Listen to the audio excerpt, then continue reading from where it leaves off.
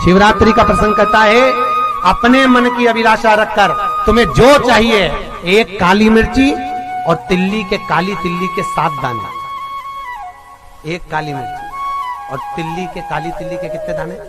7 दाने हथेली में रखकर अपनी कामना कर कर मन से अपने मन के बात को कहकर शंकर भगवान के शिवलिंग पर चढ़ा दीजिए। आपकी मनोकामना, कहते हैं हर महीने शिवरात्रि आती है, इस शिवरात्रि पर, मुख्य शिवरात्रि पर चढ़ाओगे, अगले महीने की जब शिवरात्रि आएगी तो आपकी मनोकामना पूरी हो जाएगी। एक काली मिर्ची और 7 काली तिल्ली के दाने, मात्र 7। महाराज, जिसके घर में क्लेश रहता हो, बहुत ज्यादा लड़ाई झगड़े हो रहे हैं, सास बहू के झगड़े, ना बहू कुछ सुनने को तैयार ना सास सुनने को तैयार, और घर में बेचारे पुरुषों की आपत, यहाँ भाई भाई झगड़ रहे हो, सास बहुएं झगड़ रही हो, कुछ मत करिए। गेहूं की बाली को तोड़ो। गेहूं की बाली जानते ना, जिसमें आप लोग तो गेहूं की बाली को तोड़ना है, और बाली 7 बाली तोड़कर अपने घर में घुमाकर अपने घर का नाम और गोत्र बोलकर उसको शंकर को समर्पित कर दीजिए। जिंदगी में कभी सास बहू का झगड़ा नहीं होगा महाराज। शिवरात्रि के दिन उसको समर्पित करिए, आपके घर में कभी क्लेश नहीं बच सकता। और शिवरात्रि के दिन रात्रि को 12 बजे शंकर भगवान पर एक धतूरा चढ़ा दो। क्या चढ़ाना है? जम के बोलिए जरा। धतूरा। ये शंकर भगवान को धतूरा चढ़ा दो। 12 बजे रात्रि को शिव जी पे धतूरा चढ़ाओ। आधे घंटे तक धतूरा चढ़े रहने दो और आप श्री शिवाय नमस्तुभ्यम का जाप करो। जिस शंकर जी पे धतूरा चढ़ाए उस मंदिर के बाहर बैठकर कौन सा मंत्र जपना है? श्री शिवाय नमस्तुभ्यम।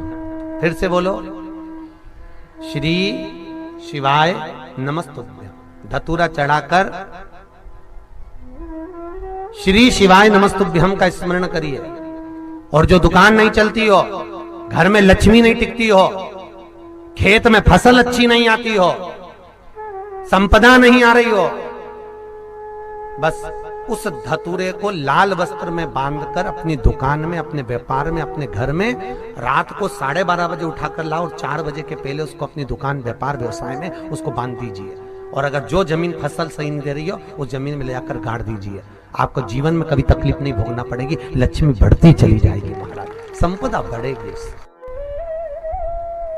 जो व्यक्ति ज्यादा बीमार रहता हो, बहुत बीमारी उसको घेरे रहती हो, परेशान रह रहा हो, बीमारी बनी हुई है, तो बोर चढ़ाइए। बेर, क्या बोलते हैं यहाँ पर? बेर की बोर, वो खाने वाला बेर जो होता है, उस बेर को 7 बेर ले लो और 7 बेर को लेकर अपने ऊपर से घुमाकर शिवरात्रि की दोपहर के 12 बजे शंकर भगवान के शिवलिंग पर ले जाकर उस बेर को चढ़ा दीजिए।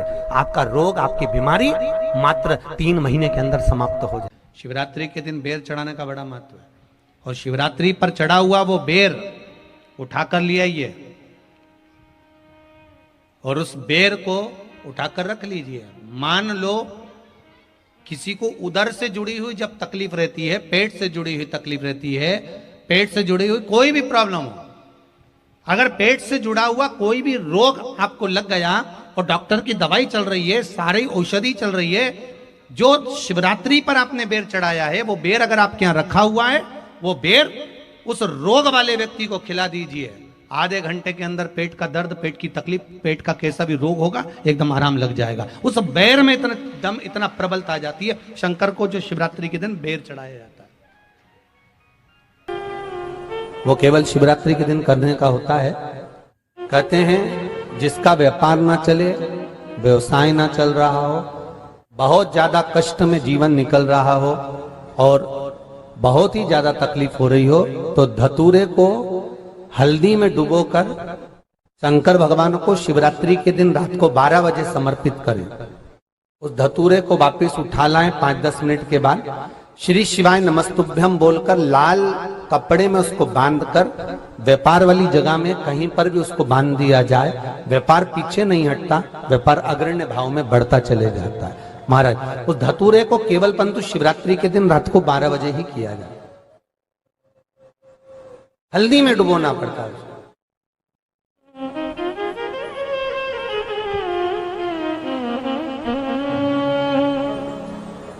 यही प्रमाण एक क्रम में और है महाराज जी। लिंग पुराण कहती है, मान लो किसी व्यक्ति को कोई एक भारी बीमारी हो गई, बड़ा रोग हो गया, और वो रोग डॉक्टर कह रहा है कि ये ठीक नहीं होना है, बहुत तकलीफ उसमें है और कष्ट ही कष्ट है, वो ठीक नहीं हो रहा, दवाइयां लग रही, गोलियां खा रहे हैं, तो महाराज उसका भी वर्णन है। 7 धतूरे, कितने धतूरे लेना है? 7 धतूरे। कोई सी भी शिवरात्रि से मतलब महीने में एक बार शिवरात्रि आती है, प्रत्येक महीने आती है। किसी भी शिवरात्रि के दिन 7 धतूरे लेकर, एक धतूरे में मौली, लच्छा, नाड़ा लपेटकर चंद्रमौली भगवान का स्मरण कर उस मौली को लपेटकर 6 धतूरे में हल्दी लगाकर शंकर भगवान की जो जलाधारी है, जलाधारी में आपको पहले भी वर्णन किया है, शंकर भगवान का ये शिवलिंग है, ये जलाधारी है, ये भगवान का जल निकलने का स्रोत, चरणारविंद का भाव।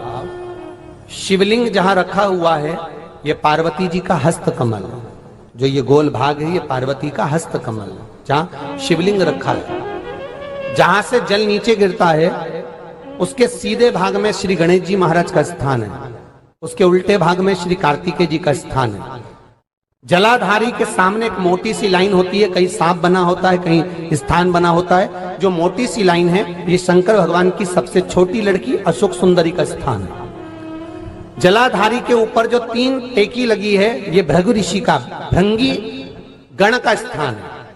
इसके ऊपर जो कलश है, कलश में जो पानी भरा जाता है, वो पानी जो बूंद बूंद नीचे गिरता है, ये शंकर भगवान की 5 लड़कियों का स्थान है। जया, विषहरा, सामरीबारी, धोतली और देव, ये 5 लड़कियों का स्थान है। शंकर भगवान का संपूर्ण परिवार शिवलिंग के सामने से, जहां से जल चालू होता है गिरने के लिए, नीचे की ओर जब जल जाता है, उस स्थान पर भगवान शंकर के सारे गणों का स्थान है। फिर जब जल बहकर सामने की ओर जाता है, जितनी दूर तक जल जाता है, उतनी दूर तक भगवान शंकर के उस जल भाग को ग्रहण करने के लिए 33 कोटि देवताओं का स्थान है। इसलिए उस जल को हम लांघते नहीं है, क्योंकि वहां 33 कोटि देवता विराजमान रहते हैं महाराज। तो जो बीमारी डॉक्टर ने बता दी और बहुत बड़ा रोग हो गया और शरीर में कष्ट है, ठीक नहीं हो रहा, चाहे लीवर से जुड़ा हो, चाहे किडनी से जुड़ा हो, चाहे कैंसर से जुड़ा हो, और मान लो शरीर में कहीं गांठ भी हो गई है और वो मिटी नहीं रही हो, तो महाराज निवेदन है 7 धतूरे, एक धतूरे पर मौली लपेटकर वो शंकर जी के शिवलिंग के ऊपर चढ़ाना। 6 धतूरे, उसमें से एक धतूरा भगवान श्री गणेश जी का स्थान, दूसरा धतूरा श्री कार्तिकेय जी का स्थान, तीसरा धतूरा अशोक सुंदरी का स्थान। महाराज शंकर भगवान की जगदम्बा जी के हस्त कमल के ऊपर एक धतूरा। अच्छा, एक धतूरा जहां से जल नीचे की ओर बहकर जा रहा हो, पानी जिस जगह से नीचे गिर रहा हो, बिल्कुल वहीं पर एक धतूरा चढ़ा देना। उस धतूरे को चढ़ाने के बाद वो धतूरा वापस लेकर आना है।